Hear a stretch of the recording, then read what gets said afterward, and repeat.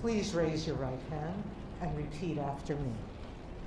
I, Kamala Davy Harris, do solemnly swear I, Kamala Davy Harris, do solemnly swear that I will support and defend the Constitution of the United States that I will support and defend the Constitution of the United States against all enemies, foreign and domestic, against all enemies, foreign and domestic, that I will bear true faith and allegiance to the same, that I will bear true faith and allegiance to the same, that I take this obligation freely, that I take this obligation freely, without any mental reservation or purpose of evasion, without any mental reservation or purpose of evasion, that I will well and faithfully discharge that I will well and faithfully discharge the duties of the office on which I am about to enter. the duties of the office upon which I am about to enter. So help me God. So help me God.